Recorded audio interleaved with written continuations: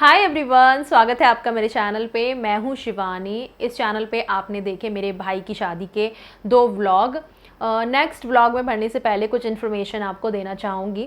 तो मैंने आपको बताया था पिछले व्लॉग में कि हस्बैंड मुझे छोड़ के घर जा रहे हैं, क्योंकि उन्होंने इतनी सारी लंबी छुट्टियाँ नहीं ली थी अपने ऑफिस से और हमें वो 1 हफ़्ता पहले वहाँ छोड़ आए थे।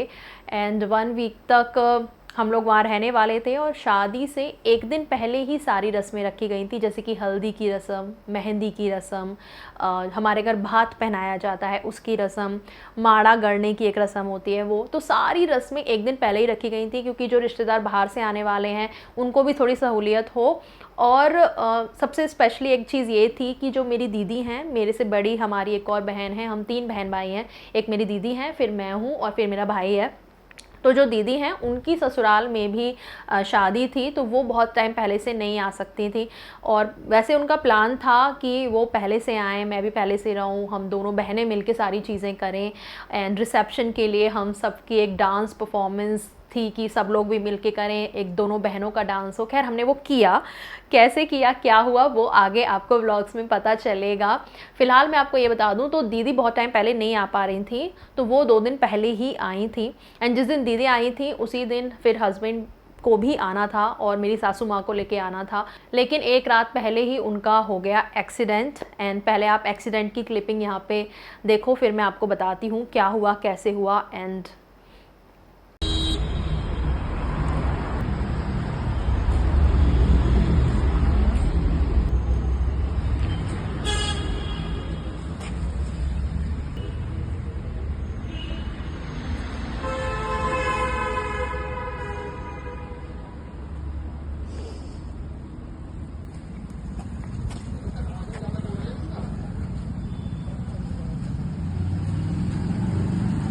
तो अर्ली फरवरी की ये बात है और दिल्ली जैसे शहर में आपको पता ही है इतनी ठंड पड़ती है, कोहरा पड़ता है कि आपको बहुत ज़्यादा आगे तक का नहीं दिखता है।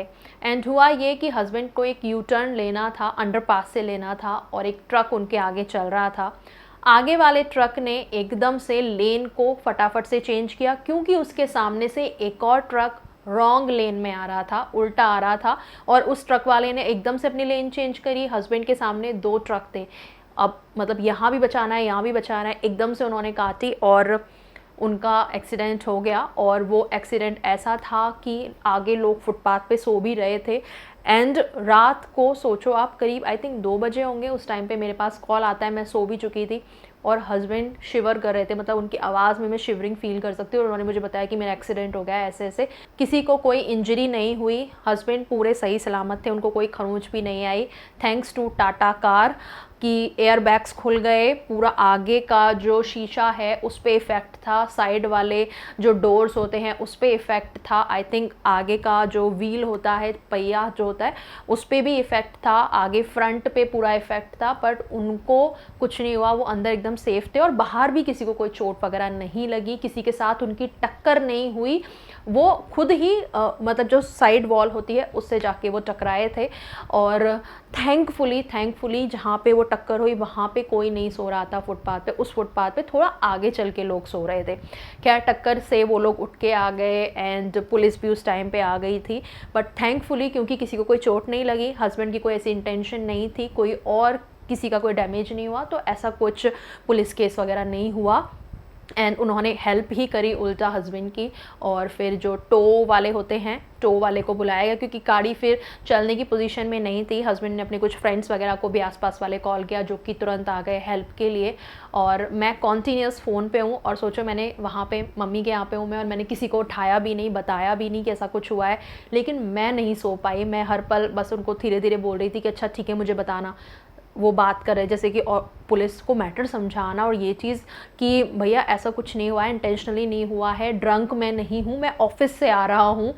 ये सारी चीज़ें थोड़े से कम्युनिकेशन में टाइम लगता है और यहाँ पे मेरा दिल घबरा रहा है। खैर सब चीज़ें सॉर्ट आउट हुई, टो वाले को लेके वहाँ पे गए सर्विस सेंटर पे, जिसमें कि सर्विस सेंटर ऑब्वियसली खुला नहीं था। और ये सारा काम करते करते वहाँ पहुँचते पहुँचते आई थिंक उनको सुबह के 5 टाइप के बज गए थे, 4 से 5 के बीच का टाइम था और ठंडों का टाइम आप ये सोचो। और वहाँ पे पहुँचे, वो यार्ड होता है ना जैसे जहाँ पे इस तरीके की एक्सीडेंटल वाली कार खड़ी होती है, वहाँ यार्ड में खड़ा करा कार को और फिर उनके फ्रेंड्स ने उनको घर पे छोड़ा एंड फिर थोड़ी देर की उन्होंने नींद ली, थोड़ा टाइम की, सुबह एकदम से उठ के वो वापस से वहाँ पे गए सर्विस सेंटर पे, सारा पेपर वर्क इनिशिएट करवाया क्योंकि हमारी कार इंश्योरेंस में थी, तो सारा बेयर जो है वो इंश्योरेंस ने ऑफ कोर्स लिया है। सो बहुत ज़रूरी होता है कि भाई इंश्योरेंस आप करवाइए अपना और अप टू डेट रहिए इंश्योरेंस के साथ में। थोड़ा जो फाइल चार्जेस वगैरह है वो सब हमको बेयर करने पड़े और आई थिंक कोई व्हील के चार्जेस थे शायद, वो हमने पे करे हैं। तो मतलब बहुत ज़्यादा इतना हमारे ऊपर खर्चा नहीं आया क्योंकि एक्चुअल जो उसको ठीक कराने की बिलिंग बनी थी वो 1 लाख से ऊपर की थी एंड काफ़ी टाइम भी लगा। आई थिंक 2 महीने में जाके हमें हमारी कार वापस मिली फिर।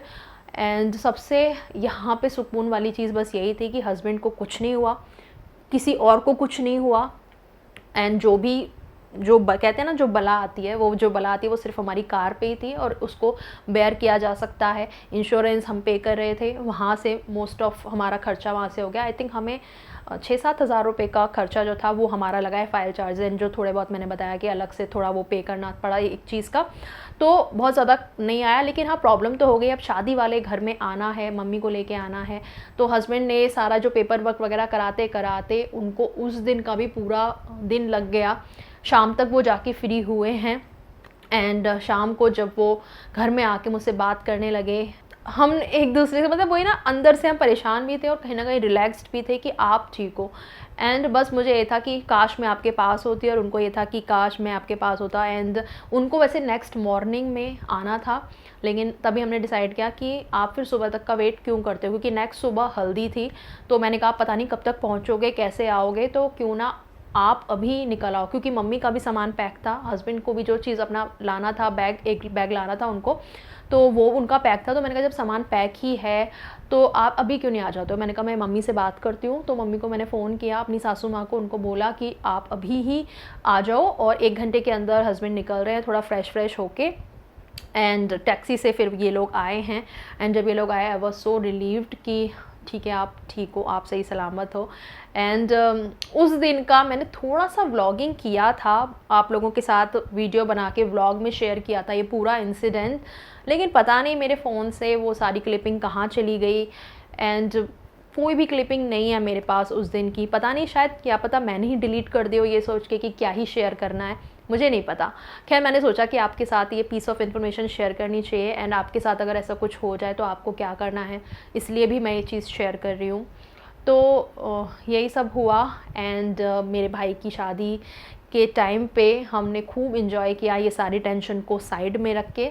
एंड अगले दिन है हल्दी एंड मेहंदी, उसका व्लॉग जल्दी आने वाला है, आप बने रहो मेरे चैनल पे, वो मैं आपके साथ शेयर करूँगी। और पता नहीं मैं एक और वीडियो बना के ये वाली इन्फॉर्मेशन शेयर करूँ या नहीं, क्योंकि मतलब बहुत एक सैड चीज़ है कि इस टाइम के थोड़े टाइम बाद ही हमने अपनी मम्मी को, मेरे हस्बैंड की मम्मी, मेरी सासू माँ को खो दिया, उनकी डेथ हो गई। तो इसी वीडियो में उसके बारे में भी मैं आपको बता देती हूँ, क्योंकि अगर मैं बैठ के वो सारा चीज़ बताने लग जाऊँगी तो मुझे नहीं लगता मैं गो थ्रू कर पाऊँगी एंड मैं बहुत ज़्यादा इमोशनल हो जाऊँगी। तो मैं इसी में ही थोड़ा सा इन्फॉर्मेशन के तौर पर बता देती हूँ। तो शादी मम्मी ने बहुत अच्छे से इन्जॉय करी।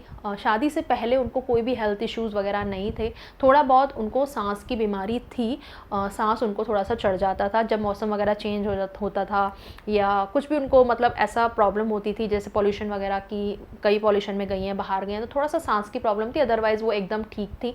थोड़ा सा ओवरवेट थी जिसकी वजह से कभी कभी उनके पैर में एंड उनके फेस पे स्वेलिंग दिखती थी, अगर वो ठीक से सोई नहीं है तो इस तरीके से कभी कभी स्वेलिंग दिखती थी।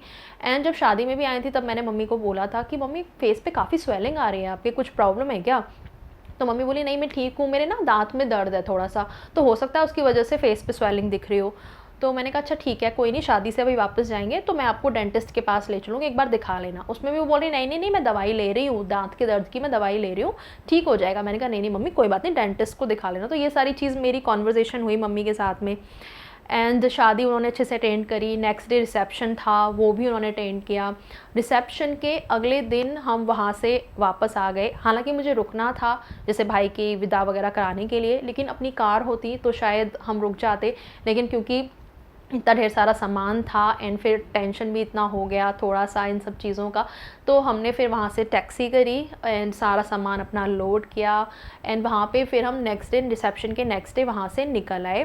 मम्मी को मम्मी के घर पे छोड़ा, शाम की बात हो गई थी, पहुँचते पहुँचते शाम हो गई थी। मम्मी को अपने घर पे उनके घर पे छोड़ा एंड मेरे हस्बैंड का जो भाई है वो मम्मी के साथ रहता है, तो वहाँ पे उनको छोड़ा, उसने सामान वगैरह वो मम्मी का ले गया एंड हम फिर अपने घर पे गए। एंड इतनी थकान वगैरह हो गई कि नेक्स्ट डे मैं तो इसी चीज़ में लगी रही कि भाई सारे बैग खोलने हैं, कपड़े धोने हैं, चीज़ें लगानी हैं।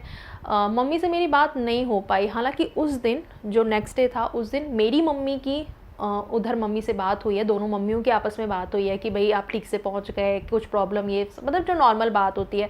मम्मी ने इधर से कहा कि मुझे बहुत अच्छा लगा, मैं आई वहाँ पे और अब तो नेक्स्ट, जब मेरा भाई का नाम शुभम है, कि शुभम के जब बेबी होगा तब मैं आऊँगी। इस तरीके से बात हुई है प्रॉपर अच्छे से। एंड फिर उसका अगला दिन हो गया और उस दिन मम्मी मतलब सो ही रही थी और काफ़ी ज़्यादा थक गई हैं इसलिए सो रही हैं, हमें ऐसा लगा।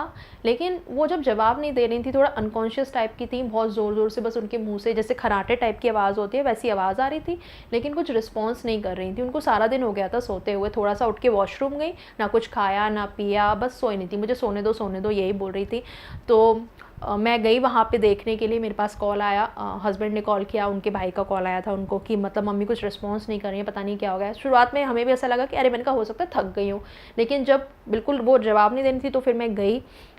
तनुषी को मैं किसी नेबर के पास छोड़ के गई क्योंकि कार थी नहीं एंड जो स्कूटी है हमारे पास वो हस्बैंड ऑफिस ले गए थे और मैं अपने नेबर की स्कूटी मांग के, सोचो कि आप मुझे थोड़ी देर को दे दो, उनके पास तनुषी को बिठा के मैं स्कूटी से गई हूँ और वहाँ जाके मैंने उनके मुंह पे पानी डाला, उनको उठाने की कोशिश करी, वो नहीं उठी, हिलाया बुलाया, मतलब काफ़ी आवाज़ें थी, वो नहीं उठी। मैंने हस्बैंड के जो ब्रदर हैं मेरे देवर, उनको भेजा कि आप ना एम्बुलेंस बुला के लाओ, उधर हस्बैंड को कॉल किया, वो ऑफिस छोड़ के आए, तो मम्मी को हॉस्पिटलाइज्ड कराया गया उस शाम को। एंड फिर मैं घर आ गई वापस क्योंकि दूसरे की स्कूटी थी, तनुषी यहाँ पे थी किसी और के घर, मैं घर आ गई। लेकिन हस्बैंड और हस्बैंड के ब्रदर दोनों हॉस्पिटल रहे हैं और भी रिलेटिव्स वगैरह को कॉल किया गया एंड वो अनकॉन्शियस ही थी और कोई प्रॉब्लम नहीं थी, उनका बीपी वगैरह सब नॉर्मल था, लेकिन उनको होश नहीं आ रहा था। एंड पूरी रात हॉस्पिटलाइज्ड रही हैं वो एंड सुबह हॉस्पिटल वालों ने बोल दिया, मतलब जवाब दे देते हैं काइंड ऑफ कि आप इन्हें घर ले जाओ, हम कुछ नहीं कर सकते, या तो फिर आप वेंटिलेटर पे डाल दो। एंड फिर वही डिसीज़न हुआ, घर लाया गया एंड घर आने के कुछ टाइम बाद, आई थिंक विद इन कुछ मिनट्स, आधा घंटा, उनकी डेथ हो गई। एंड हस्बैंड तो उस टाइम पे भी यही इंतज़ाम कर रहे थे कि घर पे उनको ऑक्सीजन वगैरह लगवा दी जाए, वो एम्बुलेंस वाले के साथ थे जब ये हुआ एंड मैं थी मम्मी के पास में, मेरे हस्बैंड के जो ब्रदर हैं वो थे एंड हमारे सामने हमने नोटिस किया कि शी इज़ नॉट ब्रीदिंग।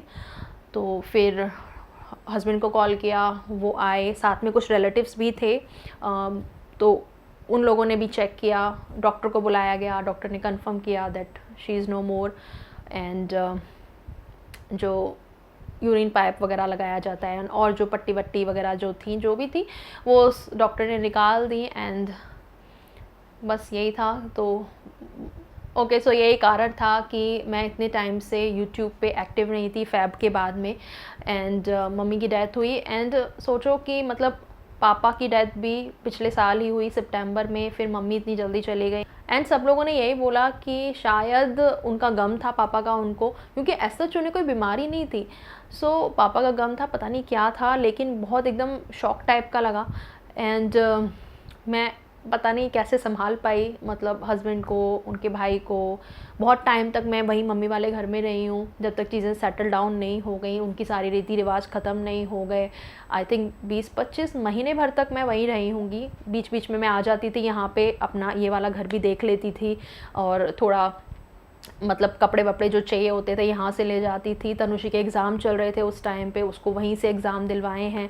उसके बाद फिर वापस आना और फिर सोचो आप 1 महीने तक अगर घर बंद रहे तो फिर कितना उसको ज़्यादा ध्यान देना पड़ता है। फिर यहाँ पे हम अपने एक रूटीन में आने में हमें टाइम लगा।